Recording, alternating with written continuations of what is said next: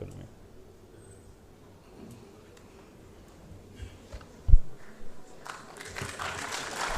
Président, je vais utiliser le reste du temps pour répondre à quelques questions parce qu'on m'a dit qu'il y a une question sur l'enseignement supérieur et l'éducation qui devra être posée plus tard. Ça permettra au ministre ici présent de répondre plus amplement. L'honorable Ndeye Marie Sané a posé la question sur la réforme des institutions. Réforme boobu defe naa président de la République moom ci boppam moo woote woon li ñuy wax dialogue politique. bi ñu defee dialogue politique ba pare ki nga xam ne moo doon facilitateur bi jox ko rapport bi mu jël rapport boobu daal ci taxawal benn kuréel boo xam ne ay borom xam-xam la jël pour ñu liggéey ci rapport bi traduire ko en mesures concrètes soit en proposition de loi en projet de loi wala les mesures réglementaires ci li ma xam kuréel googu pare na liggéeyam ba yéet na ko président de la République kon ci loxoom la nekk amaana ci fan yi di ñëw li mu ci war a def na ko ci def li war a ñëw assemblée ñëw ci yéen li war a jaar ci gouvernement conseil des ministres ñu jël ko comme acte réglementaire ak yeneen yu mel noonu waaye gëm naa ni yàggatul bu soobee yàlla. li dem ci reddition des comptes laaj nañu ndax lan moo waral lenteur yi nag dañuy xaaj ñaar ñi nga xam ne seen xam-xam dafa màcc jëm ci yoon dañ naan le temps de la justice ne peut pas être le temps des hommes ou quelque chose comme ça encore que la justice est supposée être faite par des hommes et pour des hommes mais am na lu yoon wax mooy traiter les dossiers dans un délai raisonnable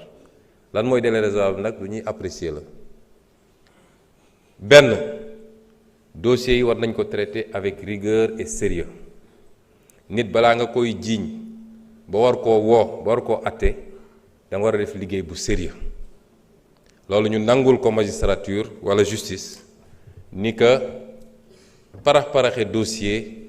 gaawantu jiiñ nit bëgg a régler des comptes ñun bokkul ci suñu programme kon dossier yëpp nañ ko def teg ko ci yoon muy le temps de l'instruction bi jaar yoon ñu am ay preuve yu leer nañ wala ñu ñàkk preuve ñu xam ni lii la waaye rigueur boobu ñu laaj ci traitement dossier bi dàqantewul ak célérité qui est un principe de procédure judiciaire parce que bu dossier gaawul tey bëri na ñoo xam ne ñu ngi leen jàpp te leen ay weer xanaa kay nit boo ko jàppee war nga ko mën a àtte bu gaaw wala nga ba ko mu dem këram waaye mënoo téye nit ay weeri weer ñu naan ñi ngi instruction kon loolu it justice war na cee góorgóorlu ba ñaar yooyu mu mun koo allier nañu traiter dossier avec rigueur waaye it nañ ko def avec célérité or ci dossier yooyu ngeen tudd defe naa bi ñu commencé ak léegi weesu na at te benn renvoi amagul mooy tey ubbeeguñu benn procès ne ñi ngi àtte nit parce que instruction ba jeex na loolu nag dafay xaw a niroog yéex lan moo ko waral ndax manque effectif la wala ñàkk farlu wala loolu xaw ma ko ñun nag en tant qu'exécutif du ñu immiscé wu ci dossier yi waaye am nañu sañ-sañu ñoon sax ñun la ko wax mooy ñun ñoo war a veiller au bon fonctionnement du service public de la justice waaye du ñu wax juge defal lii wala bul def lii te loolu bis bu ne ñoo ngi ciy def liñ ci war a def it ci suñu wàll mu jaar ci madame le ministre de la justice nga xam ne mënoon na tontu question bi sax waaye dama ko ramassé waale rek mun na am sax mu complété su dee am na lu mu ci yokk su dee am nay statistique la jëm nag ci ndax exécutif mi ngi traité correctement loolu moom awma ci sikki sàkk damay joxe exemple parce que sénégalais yu bëri dañu naan soo jëlee lu mel ni inspection générale d'État dañoo gëmloo nit ñi ni loolu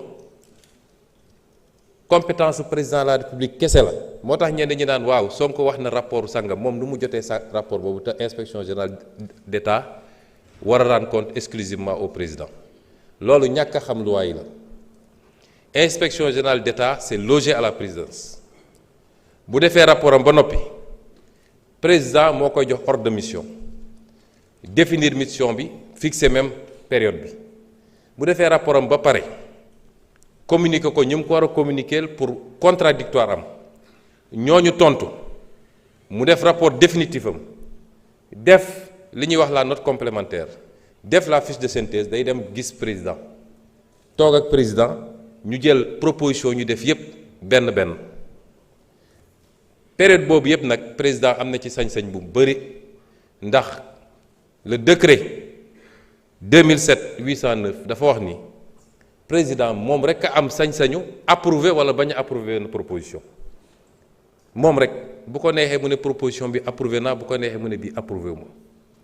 te proposition bu mu ne approuvé wu ma même su doon lu leer nañ kenn mënatu ci dellu si loolu la yoon wax bu président nag paree ba ne approuvé day bind ci kaw lu est approuvé mun na ne lu est approuvé sauf la proposition ou les propositions X, Y, Z mais bu xasee ba ne lu est approuvé le président est dessaisi du rapport amatu ci sañ-sañ amatu dootul des questions d'opportunité président mënul ne rapport bi kenn du ko exécuter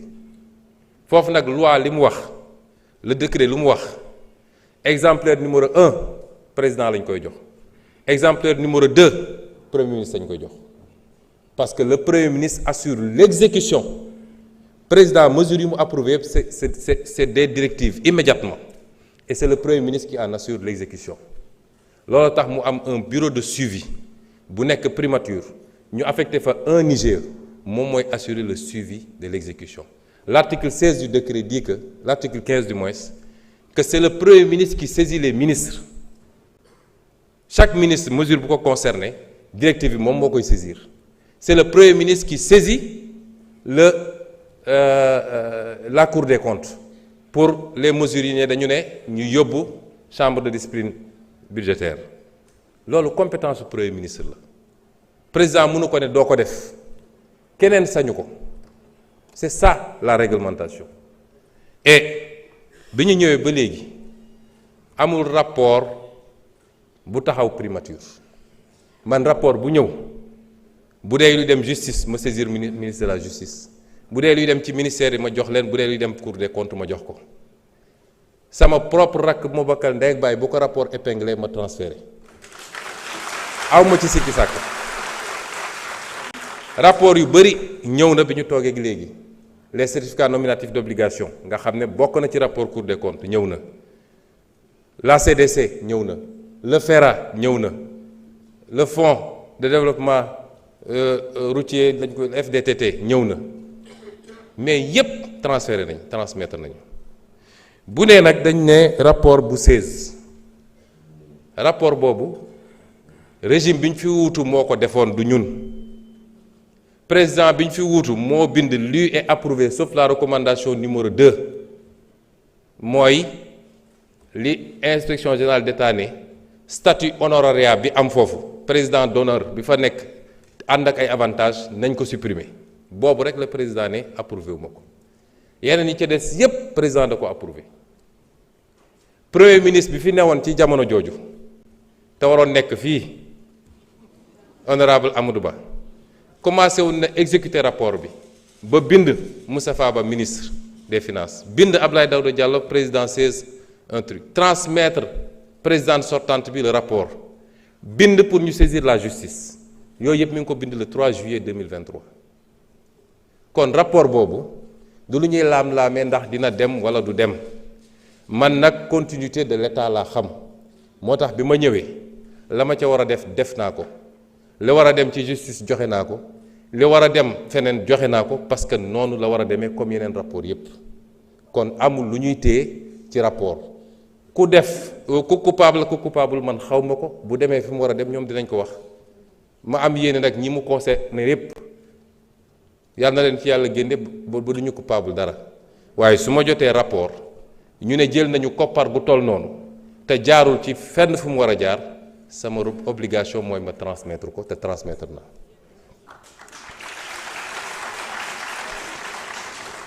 li jëm ci renégociation yi nag moom lu am solo la it ndax ñun dañ ko yàgg a wax ni niñ doon gérer suñuy ressources baaxul ak niñ ko pasare bi ñu commencé la négociation léegi su ma jëlee li jëm ci infrastructure yi rek niveau de surfacturation bu ñu découvrir en moyenne c'est 17% bu ñu defee moyenne bi ma def lu benn calcul bu ndaw boo jëlee montant total commande publique sur les infrastructures bu 2023 muy 1859 milliards bu 2024 di 1354 milliards bu doon da nga appliquer systématiquement la surfacturation dama bëgg sénégalais yi xam ni le combat pour la bonne gouvernance et la transparence c'est le b.a.-ba du développement parce que su ñu nee budget bi 6 000 milliards la ñu ne investissement yi 2 000 milliards la wala 1 000 milliards imaginez en moyenne 17% yoo xam ne ay surfacturation la te corruption ñëwagul boo ko jëlee ci 2023 rek c'est 316 milliards nga jël ko ci 2024 muy 230 milliards ñaari année yi rek mat na 546 milliards boo ko doon def projection te loolu benn rek la waxuma la les fraudes sur les exonérations waxuma la mais li xew ci réew mi su ko nit ñi xamoon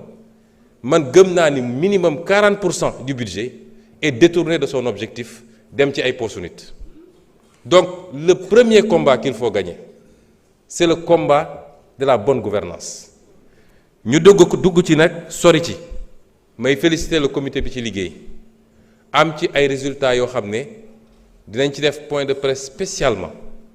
ci li ñu renégocier lu ci bëri nag ñañ ko seqal d'accord nañu ni lii surfacturation la ba su am na ci ay yoo xam ne dañ koy delloosiwaat ci biir marché bi en quantité wala en qualité loo xam dañ ko ciy dugal mun naa jël ci wàllu éducation nationale benn marché rek am nañ ci 2000 classes de plus mun nañ ko jël ci wàllu enseignement supérieur léegi le ministre de l'infrastructure mi ngi may jox un certain nombre de choses yooyu dafa bëri nga jël le domaine des ressources naturelles loolu ñoo ko yàgg a wax te ñu ngi koy def commencé nañu ci cimenterie yi lañ ci gis doy na waar te waxtaan nañu ak ñoom ba kenn ku nekk biñ la exposé li ñu gis ba pare base u renégociation yi mooy dina am loo xam ne tey ci li ñu jàpp ni manque à gagner la foog nga dugal ko ci budget état dina am loo xam ne da ngay nangu ñu aligner la tout de suite ci droit commun bi nga xam ne dootoo am exonération loolu rek c'est 300 milliards de gagnés par année loolu rek nga jël lu jëm ci wàllu phosphate bi noonu la demee ci mbirum ICS nga xam ne lañ fa gis jéggi na dayoo recevoir nañ leen fan yi ba tegal leen ne leen lii ak lii la ñu gis te faw rek ñu doxalee ko nii noonu la amee ci yeneen secteurs yépp yi ñuy renégocier le domaine de la santé les marchés des hôpitaux le domaine des infrastructures universitaires wax naa ko léegi liggéey boobu ñu ngi koy wéyal te yàlla may nañu ci pour le moment ñu am ci loo xam ne kawe na suñ njort wax nga léegi ba tudd nag rapport Petro-Tim loolu combat bu yàgg la su ngeen fàttali ko bindoon naa ci ab téere wax ji bëri woon na biñ ñëwee président ci boppam moom a njëkk a wax ni il faut ñu bind pour ñu ubbiwaat parce que dafa am ñaari procédures yu ci amoon ba ca njëkk gendarmerie la amoon ñu saisir ko ne rapport IGE bi fuité woon te ñu mujj koo réeral nañu def enquête ñaareel bi mooy bi reportage BBC amee coow li bëri ñu ne dossier bi mu am ñu déposer plainte contre X juge d'instruction jël dossier bi confier ko DIC boobu bu ngeen fàttali ko dafa aboutiroon à un non-lieu sous réserve de découverte d'éléments nouveaux biñ ñëwee nag ñu am yeneen information président ne nañu bind pour ñu reprendre dossier bi ma saisir ministre de la justice mu saisir procureur général mu saisir procureur ba ñu lancer dossier boobu ci diggante bi nag yàlla mi dara tëwul may nañu dox ba rapport bi réeroon te loolu lu garaaw la ndax rapport entier ñu seyal ko rocci ko ci tout le circuit de l'IGE rapport boobu yàlla tegaat na ko suñu loxo te rapport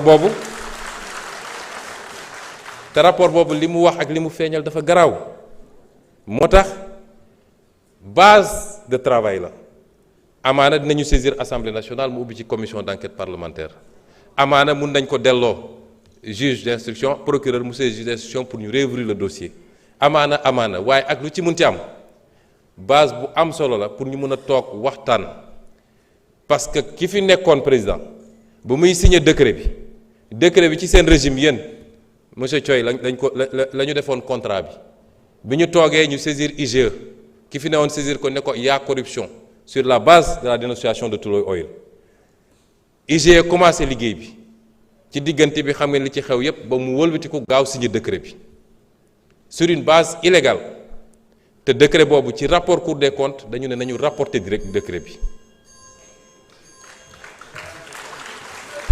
Vous avez encore 3 minutes. C'est bon. Merci.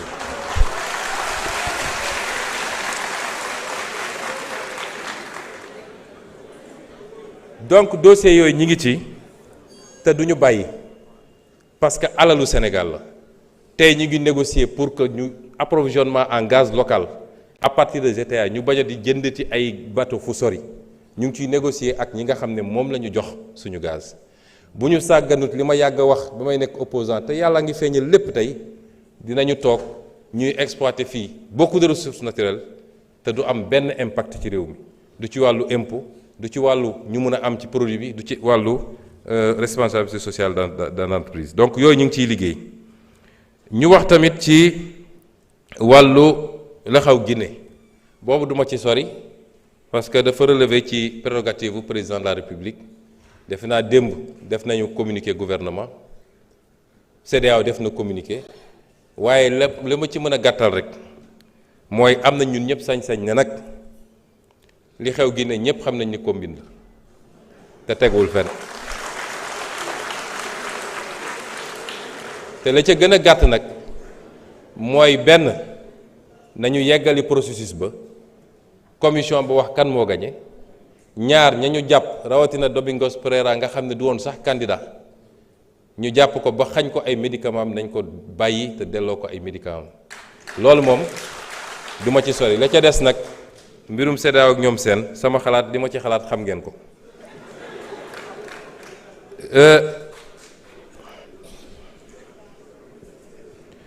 erreur sur la dette monsieur Thioye dafa wax ni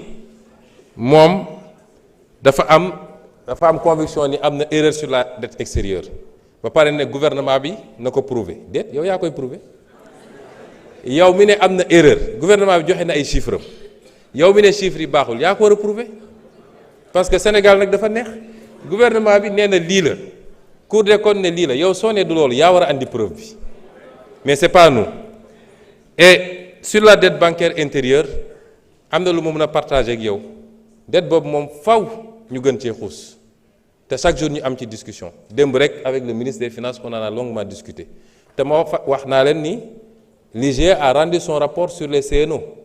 nga xam ne ñoom rek c'est 500 et quelques milliards sur la dette intérieure ak yeneen loolu laa wax léegi sama première prise de parole que nañ ci xuus nañ ko xóotal foofu ànd naa ci ak yow wax nga ci lëm jëm ci UVS ma d'accord ci ak yow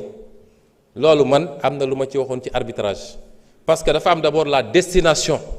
foofu ci forêt classée la nekk bu ñu fay autoriser dañuy autoriser lu méngoog forêt classée munoo dem ci forêt classée dagg garab ya ne da nga fay def ay cité eaux et forêt bi muy joxe autorisation ki mu ko jox parce que da doon bay di samp ay garab mu xam ne lii dëppoo na mu jox ko te am na it ay éléments yu ñu ci am yoo xam ne amaana am na erreur sax ci jugement bi parce que les deux sites ne semblent pas être les mêmes et c'est pourquoi moi j'ai dit ki nga xam ne ma nga fa di bay dinaa dellu si ces 2 dernières questions yi sama prochaine prise de parole incha allah.